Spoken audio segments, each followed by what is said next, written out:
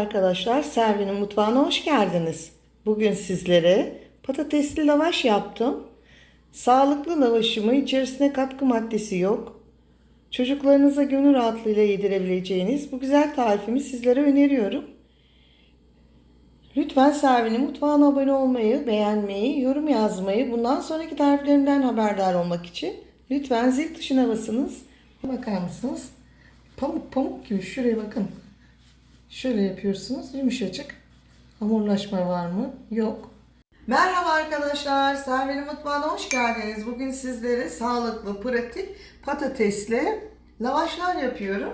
Bunun için malzemem bir yemek kaşığı 10 gram kuru maya, 1 yemek kaşığı toz şekerim, 1 bardak sütüm var.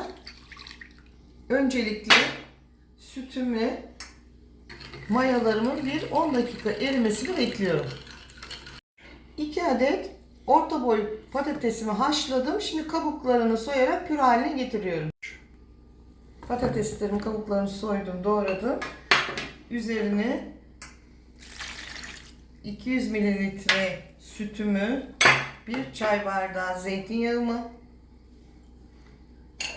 1 tatlı kaşığı tuzumu ilave ederek karıştırıyorum. Püre haline getiriyorum. Patates, süt, yağ ve tuz bu şekilde püre haline gelene kadar ezdim. Şimdi öncelikle 1 unum elenmiş un, 2 önce 3 bardak unu bir koyalım, karıştıralım, daha sonra mayasını vereceğim. Şimdi unumuzu verdik patatesimizin içine. Şimdi 1 bardak sütle eritmiş olduğumuz mayamızı veriyoruz ve karıştırmaya devam ediyoruz.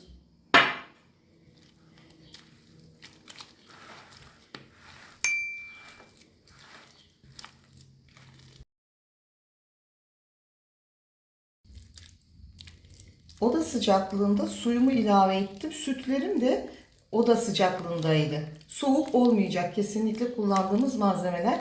Şimdi güzelce malzemelerimi yedirdikten sonra un ilavesine devam edeceğim. 4. su bardağı unumu ilave ediyorum. 5. su bardağı unumu ilave ediyorum. Ve yoğuruyorum. 6. bardak unumu ilave ediyorum. 7. bardak unumu ilave ediyorum.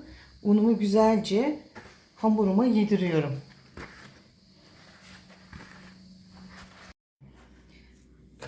Arkadaşlar ben 5 dakika şöyle yoğurdum. Yapışkan bir hamur olacak. Çünkü mayalı bir hamur. Yaz ayları olduğu için 45 dakikada mayalanıyor bu tarifi. Kış aylarında 60 dakikayı geçiyor. Ama şimdi havalar çok sıcak. Kapağını kapatacağım. Bakın şöyle yapıyorum. Kıvamı da size gösteriyorum. Bakın ele yapışan bir hamur. Daha fazla sertleştirmeyin, yoksa sert olur yapacağınız işlem. Şöyle un alıyorum biraz. Üzerine serpiyorum. Şöyle düzgünleştiriyorum. Kapağını kapatıyorum. Üzerine de bir örtü örtüyorum. 45 dakika mayalanmaya bırakıyorum. Bakar mısınız? Hamurum ne kadar güzel kabardı. Şimdi artık hamurumu beze haline getireceğim. Önce bir ilk havasını alıyorum. Şu şekilde. Sonra masama alıyorum. Bezeler haline getiriyorum. Şimdi hamurumu aldım. Şöyle açtım. Hafif üzerine un serpiyorum. Bakın pamuk gibi yumuşacık bir hamurum oldu. Şimdi keserek bezelere ayıracağım. Büyüklüğünü size bırakıyorum. Ben küçük bir mandalin parçası olarak kesiyorum. Şöyle alıyorum. Bakın. Çok fazla da şey yapmıyorum, oynamıyorum. Kabarması. Ve küçük küçük bezeler yapıyorum. Hazırlamış olduğum bezeleri şöyle unlamış olduğum kabın içerisine bırakıyorum.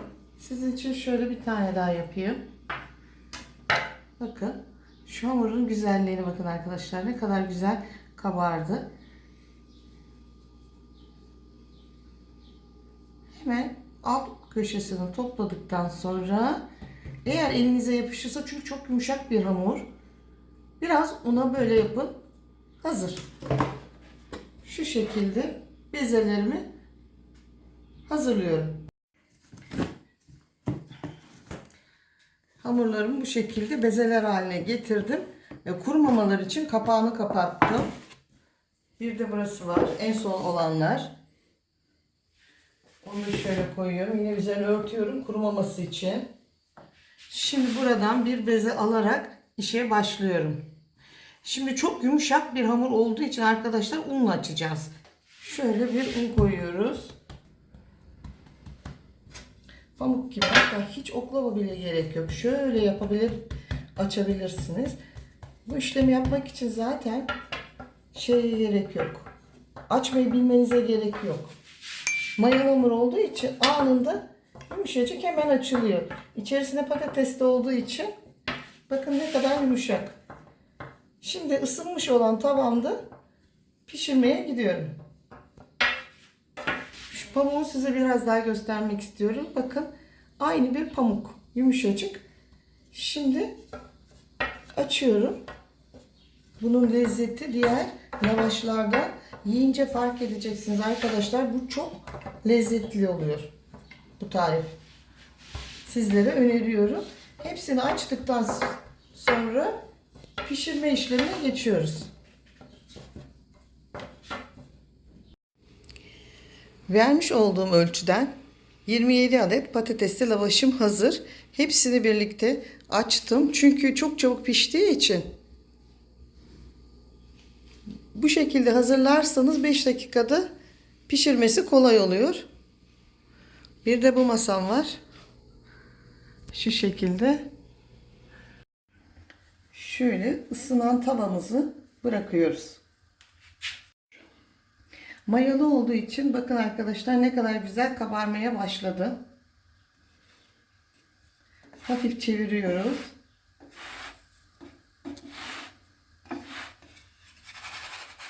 Bakın çok güzel yumuşacık patatesli lavaşlarımız. Tereyağının üzerine sürün. Yiyin arkadaşlar bunu.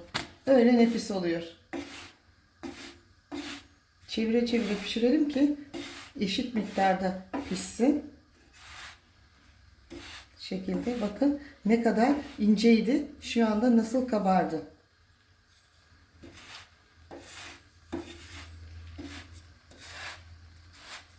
Şimdi tekrar tarafını çevirelim. Kızarmadan pişmesini istiyorum. Renk almadan. O yüzden sık çeviriyorum. Bir de ocağımın altını orta derecede pişiriyorum. Yüksek ateşte üzeri kızarır fakat içi hamur kalır. O yüzden bakın pufitik pufitik şu güzelliğe bakar mısınız? Ne kadar güzel oldu. Şimdi hemen çevirelim. Rengi kızarmasın. Şöyle alıyoruz. Bakın. Aslında bu pişti artık. Bunu alıyoruz. Bir diğerini tavama bırakıyorum. Ve takip ediyorum.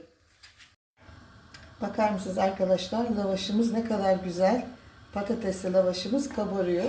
Bunu tek başına tereyağıyla yiyerek bir öğün yapabilirsiniz. Dilerseniz arkadaşlar bu ürün çok fazla. Soğuduktan sonra buzdolabı poşetlerine yerleştiriyorum. Derin dondurucuya atıyorum.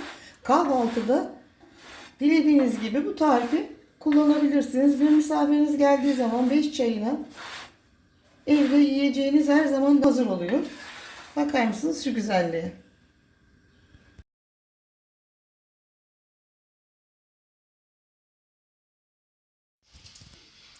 Hamurlarınızı pişerken bekleme süresinde mutlaka üzerini örtüyoruz. Kurumamaları için.